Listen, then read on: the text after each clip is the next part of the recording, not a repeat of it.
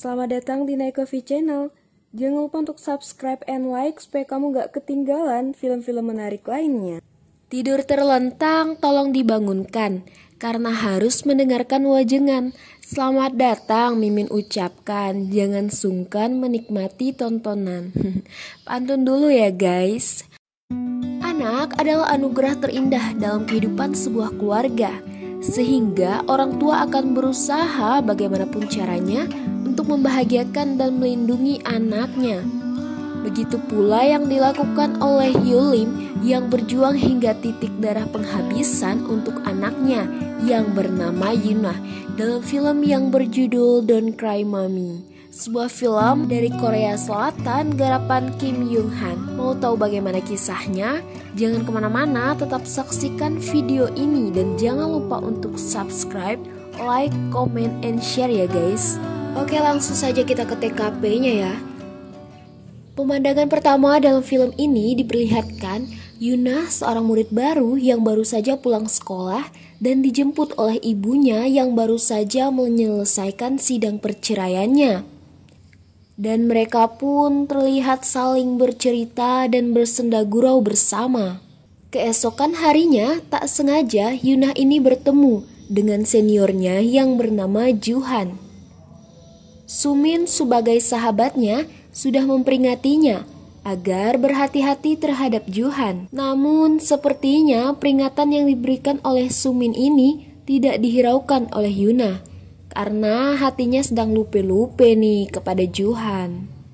Gak tahu kesambet apa, tiba-tiba Juhan pun mengajak Yuna untuk bertemu dan berbicara empat mata.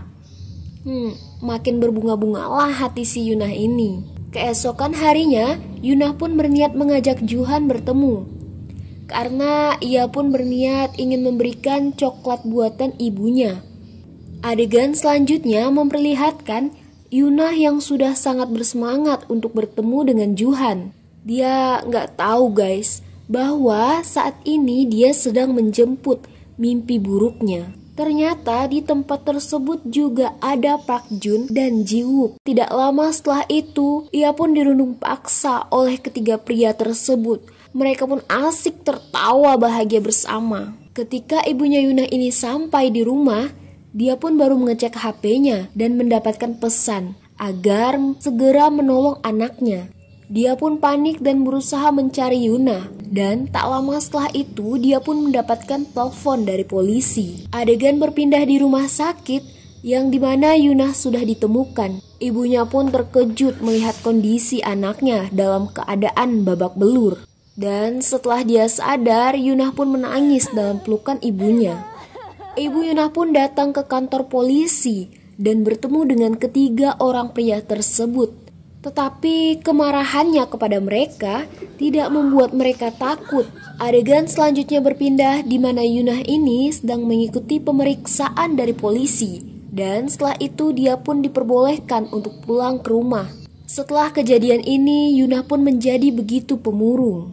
Singkat cerita, mereka pun sampai di persidangan kasus ini. Namun Yuna dan ibunya harus menelan pil pahit karena mereka kalah dalam kasus ini. Ketika Yuna sedang baring, dia mendapatkan pesan yang berisi video dirinya. Dan dalam pesan tersebut, dia pun diancam. Akhirnya dia pamit pergi dan beralasan untuk les kepada ibunya. Wah, bener-bener nih si Yuna. Bisa-bisanya dia pergi lagi dan sendirian. Duh, gemes deh, awas Yuna jadi pengen cubit ginjalnya. Sesampainya di tempat tersebut, justru dia harus diperkaos lagi dan lagi dan dijadikan bulan-bulanan oleh Park Jun dan Ji Wook. Aduh, Mimin makin greget liatnya. Dan ketika sampai di rumahnya, ibunya pun kaget melihat kondisinya. Tapi dia masih tidak bisa mengatakan sepatah kata pun. Keesokan harinya, dia pun datang ke toko kue saat ibunya sedang berbelanja. Dan ketika kembali ke rumah, dia pun kaget menemukan Yuna yang sudah bersimbah darah di dalam bak mandi. Dengan panik dan secepat kilat, ibu Yuna ini membawa Yuna ke rumah sakit. Namun takdir berkata lain. Yuna sudah tidak tertolong lagi. Singkat cerita, setelah proses pemakaman selesai, ibunya pun datang ke kamarnya untuk melihat-lihat. Dan ketika dia membuka HP Yunah, betapa terkejutnya dia karena melihat video Yunah yang diperkaos oleh ketiga pria tersebut. Karena sakit hati dan marah, ibunya Yunah ini pun mendatangi Park Jun. Namun naasnya, malah dia yang dihajar. Parah banget nih Park Jun. Dan target kedua berikutnya adalah Juhan.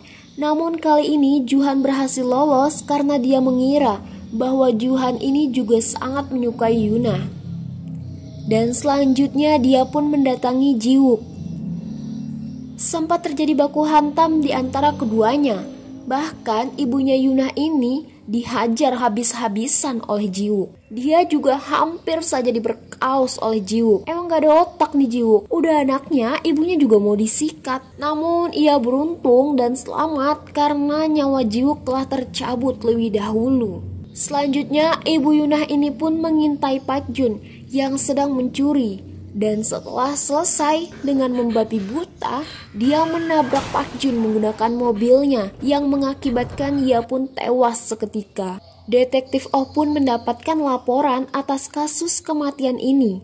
Dia pun akhirnya menyelidiki sampai ke kamarnya Juhan.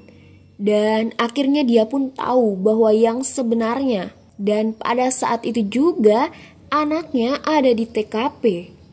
Adegan selanjutnya di atas gedung yang memperlihatkan ibu Yunah ini sedang mengancam Juhan. Dan karena tidak mendengarkan detektif Oh, ia pun tertembak dan tewas. Namun sebelum itu Juhan juga telah sempat tertusuk pisau olehnya. Dengan kematian para pelaku dan ibu Yunah ini, maka berakhirlah sudah film ini dan dendamnya pun terbalaskan.